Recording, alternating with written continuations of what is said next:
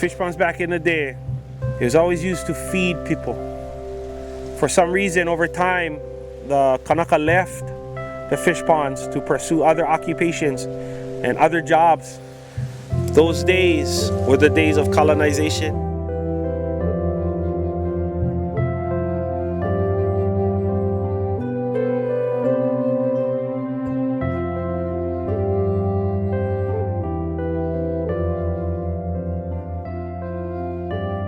Keawanui Fish Pond on the Hawaiian island of Molokai represents the first successful attempt to restore and revitalize an ancient Hawaiian fish pond system in modern times.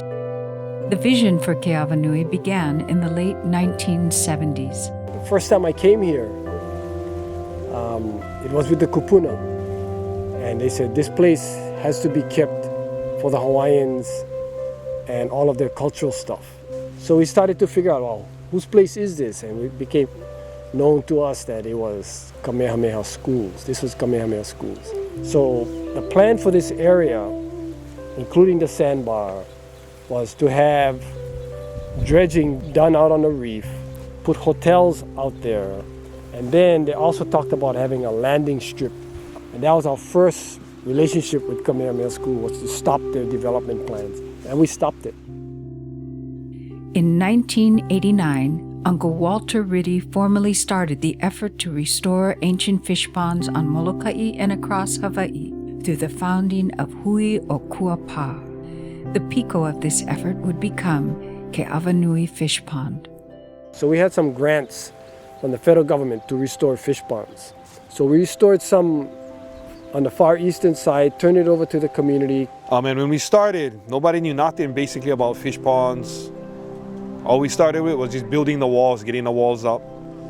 And then we came down to Keawanui and we started really getting into the fish pond, figuring out how the thing worked, when the thing worked, and how the thing worked now as to how it used to work. And Keawanui to me was like the best pond.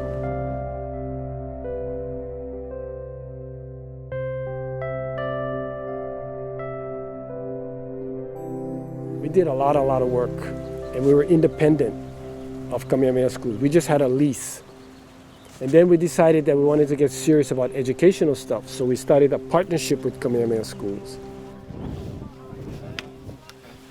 Through the years, Uncle Walter never lost sight of the importance of staying true to Hawaiian culture and island resilience.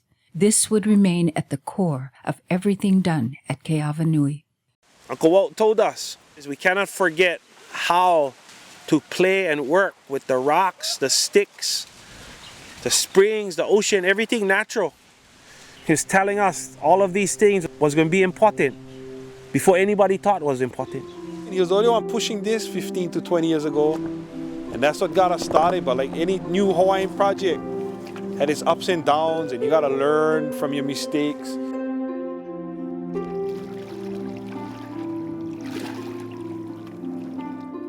In an effort to achieve sustainability, Uncle Walter, Hano, and Kalani'ua used both traditional knowledge and modern science to explore creative avenues for diversifying activities and managing resources.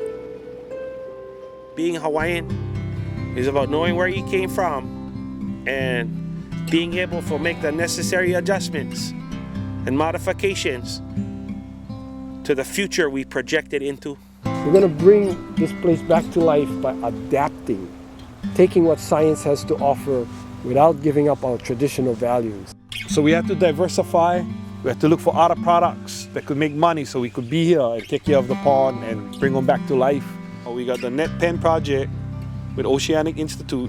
We got the Live Rock project we've been doing for 10 years already. With the Mangrove project, we're trying to fully utilize the mangrove and teach other people that it's not a bad thing. We got the spring revitalization project, and of course the oyster project. We see this place as an honest move towards food security, an honest move towards learning all about our ahu pua'a. How does an ahu pua'a work? What is the relationship between all of the land activities and the fish pond and the reef? The Hawaiians were geniuses on how to adapt themselves to live with with the smallest footprints and allow nature to do all of the work. This kind of technology, this kind of native intelligence needs to be taught and spread globally. Through the years, Hui o Kuapa has educated thousands of visitors and inspired leaders of all ages. Today, they continue to balance tradition, technology, and ingenuity in an effort to achieve true sustainability while perpetuating the values of ancient Hawaii. So I'm hoping that the legacy of learning how the Hawaiians were so successful in living in the middle of the Pacific, that we can fine-tune that so that the whole world can learn about how to survive with limited resources. So we need the fish ponds, we need the taro patches, we need the farming, we need permaculture, we need to bring in the sciences, because we're not looking at becoming rich, we're not into the profit motive, we're into making sure that we can have a long, sustainable relationship of living on these islands.